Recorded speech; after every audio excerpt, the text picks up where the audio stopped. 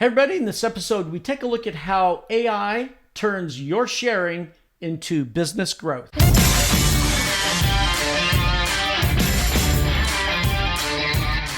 Welcome to ClickAI Radio, where you'll learn the secrets to transforming your small to medium business. Grant has been helping businesses transform using technology for over 30 years. Advanced technologies like artificial intelligence have been available only to large companies and advanced technical teams. Grant will discuss how you can use to leverage AI and other technologies to grow your small to medium business. As a gift, Grant is offering his ebook, AI for Sales Growth, at clickairadio.com. Now, here's your host and biz tech geek, Grant Larson. Okay, welcome everybody to another episode of ClickAI Radio. So I'm very excited to have here with me today, ShareThis, business development leader. I think I got that right. Michael Gorman, business development leader. But before I go any further, Michael, would you introduce yourself? You bet. Grant, yeah, it's great to be here. Like you said, I oversee business development, but also product and marketing at ShareThis. I've been with ShareThis for a couple of years in that role. I have a background in data, really. Data and analytics has been my passion. Also media and marketing sort of themes. I've worked for big data companies like Axiom. I've worked for an email marketing leader, Digital Impact. They got bought by Axiom. That's how I got there. And I've also worked for big consulting firms and for ESPN back in the earlier days of my career. Oh, wow. Could you maybe give us a play-by-play? I bet you could, right? ESPN. Interesting. Wow. It was a fun period. I was like years 8 through 11 of the history of ESPN, so it was a fun time to be there. How fun. All right. And you did some consulting roles as well. So data and analytics, huh? Yeah. Right. All throughout the career. So what led you into this work with ShareThis? What was it? What was the journey there?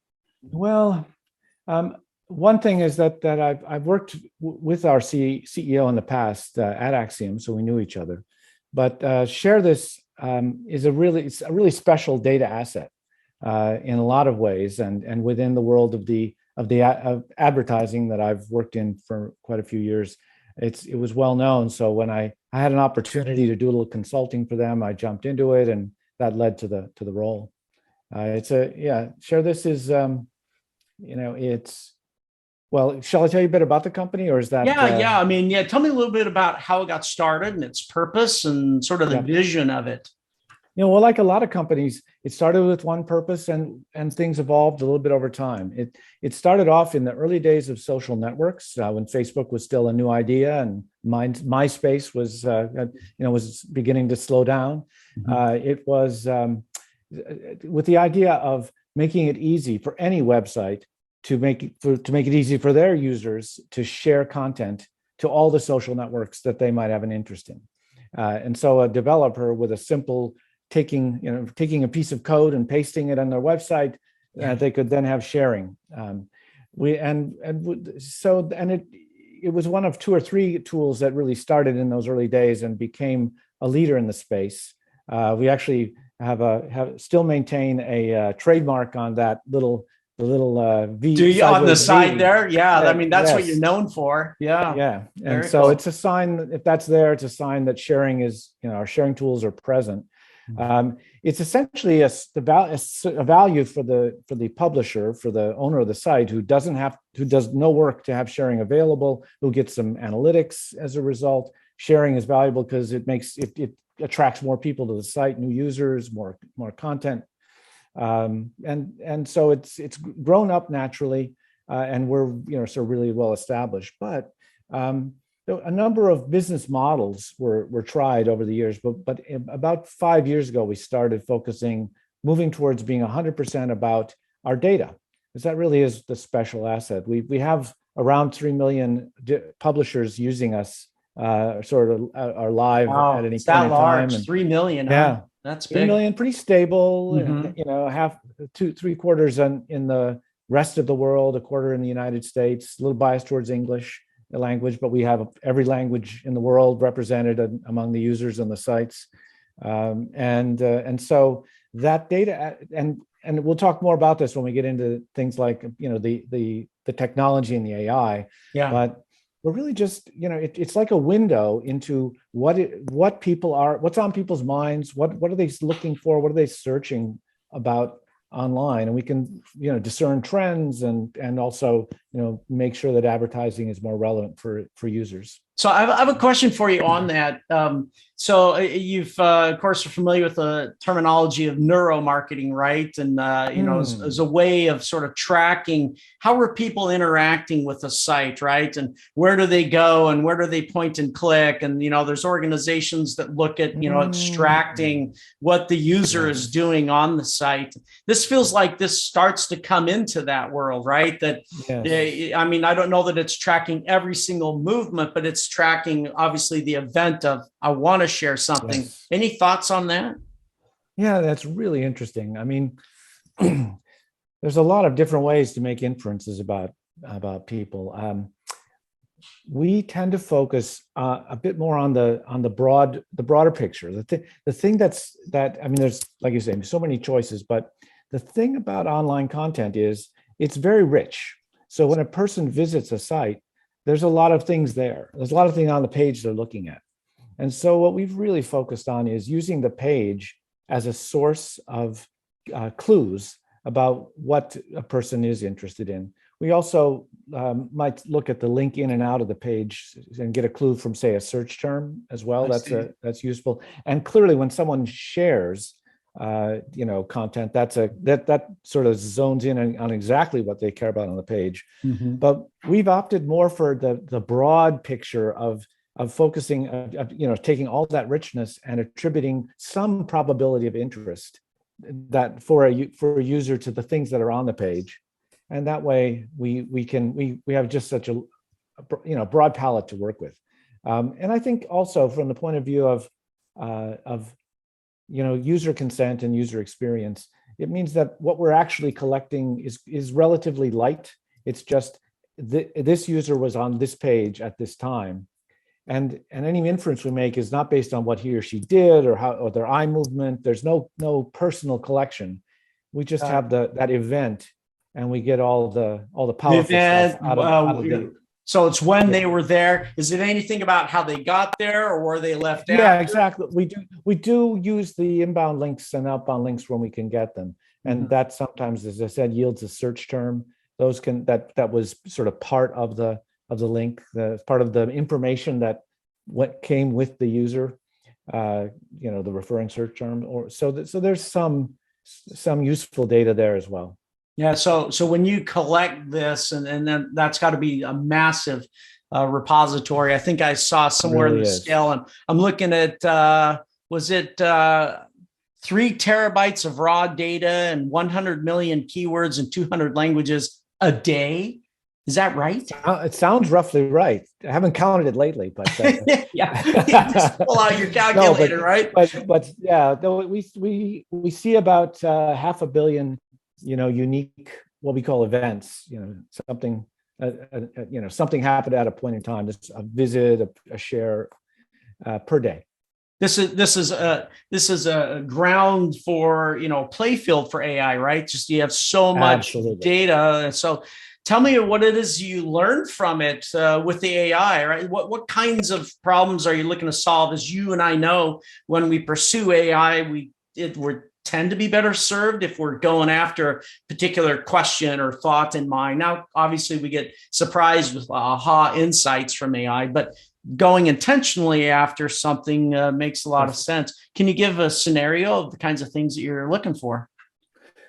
Well, I would say that the theme that has worked for us so far is to focus on being able to represent and reflect human interest. What are people interested in?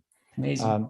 And so we use, and I guess where the AI comes in is that we use the latest techniques of language analysis and language modeling. So we capture all of the linguistic content on the page, and then we represent it in a number of ways. What are all the prominent keywords? What are the entities that are more that are unusual, a brand name, a celebrity name, a business name. What is this page about? The concept, or what are some of the concepts that accurately describe what this page is about? And then we have some standard categorization techniques, basically a taxonomy of interest topics that we screen for, and it's not a yes. One of the nice things about this is it's not we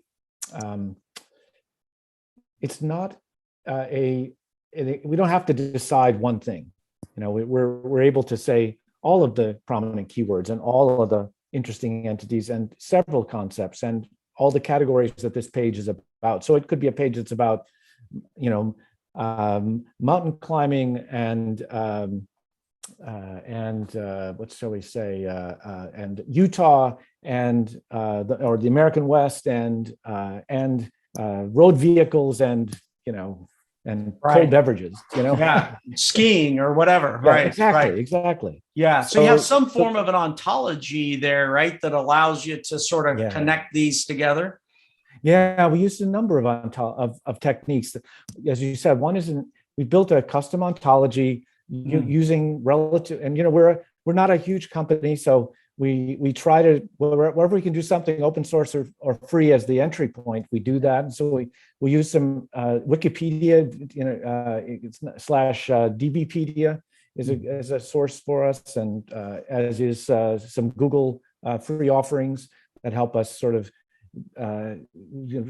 provide the raw material for building our custom ontology. We've also taken great advantage of some of the latest open source language modeling tools. One goes by the name of Google released one. I forget what the acronym stands for, but one that's called BERT, and then more recently one that's called Muse. So we use Muse. Okay. And that allows us to represent anything, either a word or a sentence or the whole page, as a vector of 500 numbers. And if two pages have the same values for those 500 vectors, then they are about the same thing. Yeah, you have some affinity there, right? Yeah. But even though in practice they might be in different languages, use totally different, different sets of words, but they're still about the same thing. Fascinating. And so that's really, for us, that technology has been a real breakthrough, because sometimes keywords and can be very,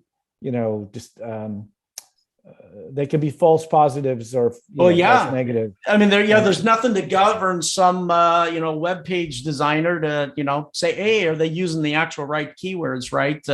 Yes, even how do you? A lot of words have multiple meanings. How do you disambiguate to get the right one? Yeah. So this embedding technology, this Muse model, helps us do that. And then Facebook we use a tool I think it's called Facebook AI Similarity Search. Yeah. And both of these are open source tools. All you have to do is put in the effort and have the knowledgeable people to master their use. And that allows us, because it's great that you've now got all these numbers you can compare, but that's a lot of numbers. That's 500 million a day, and we see 600 million unique pages every month. So how do I want to rank these 600 million pages to see which ones are most about skiing in Utah. Yeah. That's, how do I do that quickly and affordably? So the Facebook tool helps us a lot with that. So let me ask you a question. So far you've been talking about leveraging AI technologies to help you get your arms around the sheer volume of data on a daily basis and to try to extract some meaning and semantics and understanding from it. Very good point. That's on the side of ShareThis and the benefits to ShareThis.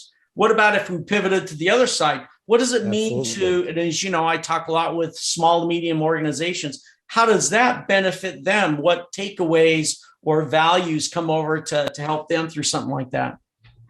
Well, the industry that we started with is advertising and programmatic online advertising as the place where we make our solution available. And so we're at this point probably the leading source of the ability to target ads based on interest. So if a small business were doing online display advertising and they went to Google's, if they use Google's platform or Trade Desk or any of the major platforms, and they searched on, I want to find people interested in skiing in Utah, our data would be one of their choices to find the, and so it's designed to provide a broad set of individuals who in the last 30 days have shown some interest in that topic. And it could be, it might be at the level of skiing, and they might, but the nice thing about it is that it's hard. This is harder for that's what's available for the smaller business. That's it's right off the shelf. You can use $1 worth or $10 worth or $100 worth if it works for you. But then on the big company side, what we use some of those tools I talked about for is, well, what if we don't actually have skiing in Utah? We just have skiing. Right. Well, for an advertiser can say, well, I need a skiing in Utah. In fact, I need a skiing in snow. What is the Alta? We can create a segment using keywords and topics that is just about that. That is exactly what they need. So if I were to look at maybe an advertising opportunity, leveraging this great insight that you have, does it allow me to target specific demographics, specific locations or locales? So absolutely. It's pretty much anything you could. I mean, because every kind of website needs sharing. We have our customer base, our base of publishers who use our tool is pretty representative of the internet as a whole. And so if your interest is travel, we've got sites that are about, traveling to Las Vegas, traveling to Europe, traveling to do outdoor activities. If your interest is in financial products, we can find content that relates to whatever, be it a mortgage or a fintech tool. So and we represent those in about 1,500 standard audiences that we distribute every day. And every day, the nice thing about our data compared to a lot of data sets is we refresh it every day. Yeah, so, it's every second, right? It could be. People talk about real time, and we're always looking for people who've got a real time use case. But at this point, the most frequently we refresh for a client, a customer is hourly. It's hourly. Okay, that's still really up to date. Yeah, if you had hourly insights on what's in the mind of people or the consumers, that's really fresh data. Yeah. Yes. And that's one of the areas that we are moving towards is trying to go beyond advertising and inform other activities like demand forecasting.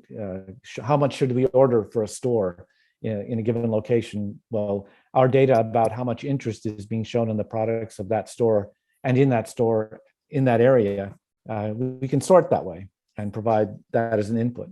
That makes a lot of sense. There's some retail organizations I've worked with AI, and obviously it always comes back to, or not always, but most of the time comes back to the supply chain, right? Getting further and further left in terms of their demand forecasting. And if they were able to understand, where that interest lies, this almost gets to, I know this is a stretch in terms of language, but it's kind of a sentiment analysis, a play on that, right?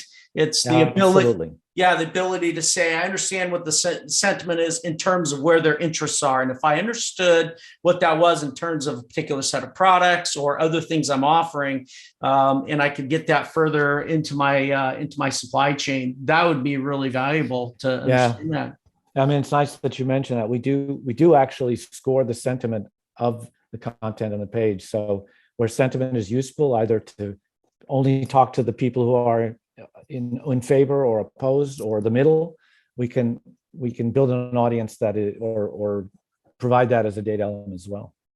Yeah, see, that's powerful to understand the sentiment of the page itself, even how people are talking about it or what they're doing. Have you ever ran into the ability to use it in terms of IP tracking, right? So in other words, if there's an organization that had a certain set of IP and hey, Absolutely. they felt like, oh, my IP, I've lost control of my intellectual property. It's shown up in other places. Oh, that's interesting.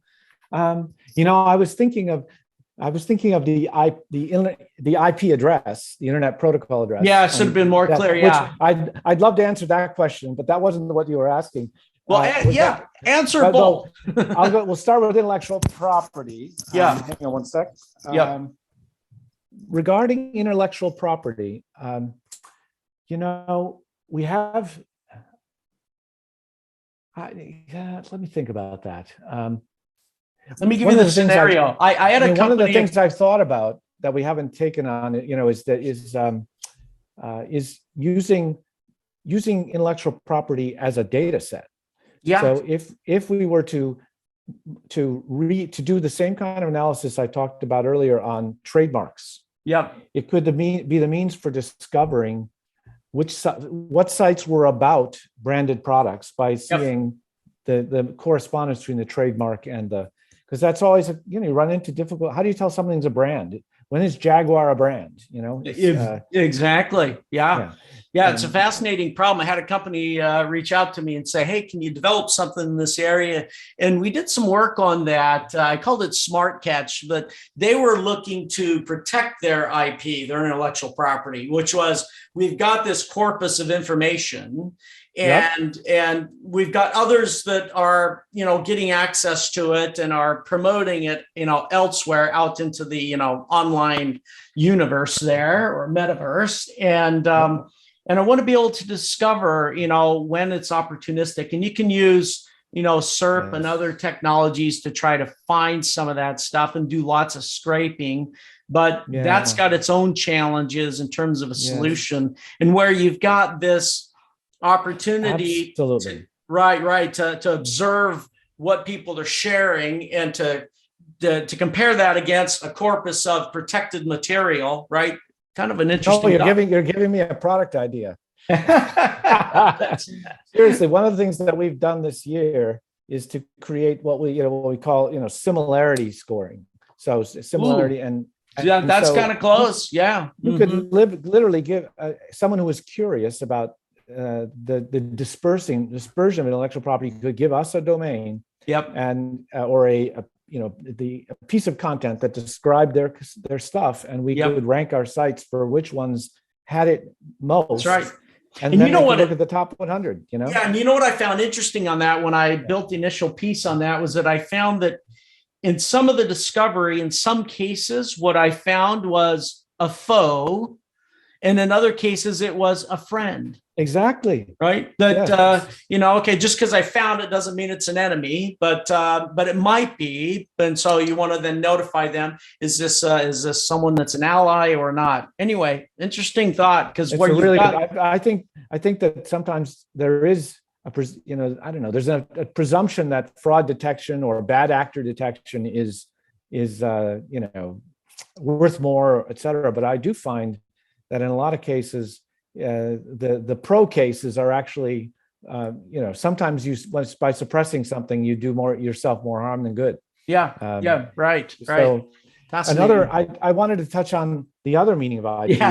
Now IP address.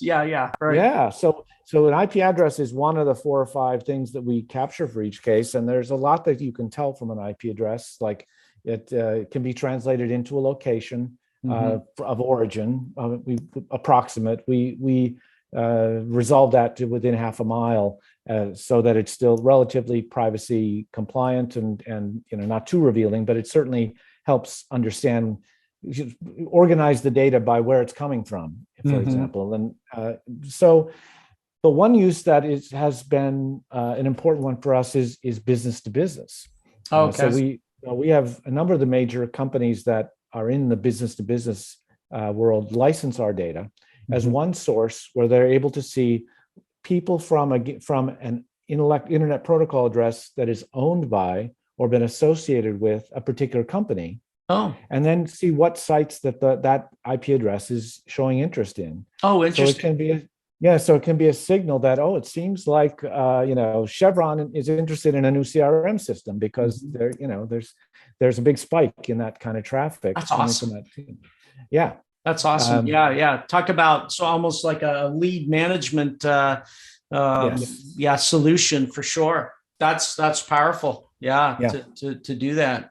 Oh, very And interesting. and IP in general, I think the location implications are really helpful as Mhm. well. It's how we can do that demand forecasting I mentioned earlier. It's about looking at the origin of the data. So some of the AI solutions that I've built take into consider location. So in other words, okay, but in what I've been doing is more around, oh, some transaction occurred. Where was that transaction initiated from? Oh, this, here's the IP address. Okay, I know about where they are on the planet. Now tell me what the context of what's taking place, at that location. Yes, yes, What's the weather like, right? What are other events that are taking place in that location? And yes. then use an AI to help draw inferences on, to what degree are those factors affecting it? It sounds like you might be doing some similar things with that. I think we could be a great contributor to any solution that was along those lines. Adding that dimension of what are people interacting with? What topics are people in this location more engaged by than people in general? Fascinating. Those comparisons. It's Fascinating. It really is. Okay, very good. All right, so let me ask you on. Okay, so we've gone from the big corpus of what you're collecting on a daily basis or hourly, actually, hour by hour, and then we talked about the impact to maybe businesses or organizations. Is there a particular case or outcome that you feel like you could talk about, some specific example where some organization used the advertising from that, what you did, and it had this sort of impact or effect on them? Do you have any sort of case study like that? Well, I guess that some of the ones that are coming to mind, I think, there's some of it's very straightforward. An advertiser like Western Union is looking for people who want to make payments, at a distance. Wire transfers and payments, and we offer people showing interest in wire transfers. So that the simple act of being able to get your message in front of people who have recently shown interest in it it needs no explanation. We've taken that, though. One of the things we did this year that I'm proud of is we were inspired by some of the events of last summer to try to take a more active role in figuring out what our data was good for beyond commercially, and we ended up creating a data for good new part of our taxonomy we call data for good. And so people interested in social justice, love it. People interested in veterans issues, people interested in, and those segments, are getting a growing amount of usage by advertisers who are either, wanting to demonstrate their commitment to a cause like that, or to find, or to communicate with people who have concerns of that kind. So that's been one. And another kind of it's not in the mainstream of what we do, but I think this data could be really great as a resource for educational institutions. And so we've actually a major business school is testing. They've taken a 6 months of our data, and they're looking at using it in a project that they have to investigate unemployment. So fascinating. And how could you see earlier unemployment trends in a location or region that could help the process of forecasting the unemployment rate and sort of feed into, because I think that lots of people, government organizations included, are somewhat frustrated by the fact that traditional means of forecasting that were invented before there even were personal computers, or barely were computers, take a long time. You find out that 40 days after the month what happened in the month. I love both. Our data could be used to generate that much more quickly. Yeah, Michael, I love how you're bringing that up. It seems like it has both the opportunities for not only the capitalistic aspects, but the altruistic aspects of this, the values and benefits that could help society and be pulled out of that. I think that's awesome. So, all right, I've thrown a lot of questions at you. So let me ask you this. If you were to direct my listeners to where to go to learn more, where would you send them? Well, I would love them to visit our site and in particular to ShareThis.com. Look at our news and our blogs. We basically publish both as a demonstration of the value of our data, and as just a general service. We publish a lot of educational and informative information about trends in the economy and public interest generally, about how to do marketing well, about trends in data. So we try to be a resource for people, and I'd love people to visit that content. Sometimes some of the best stuff is not on the nightly news. That's right. I like to think we're putting some of it out.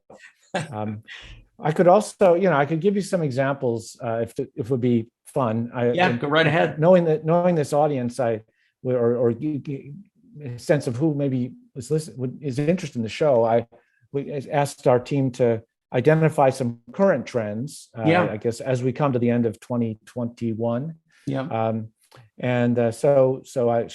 We put these together. So one is that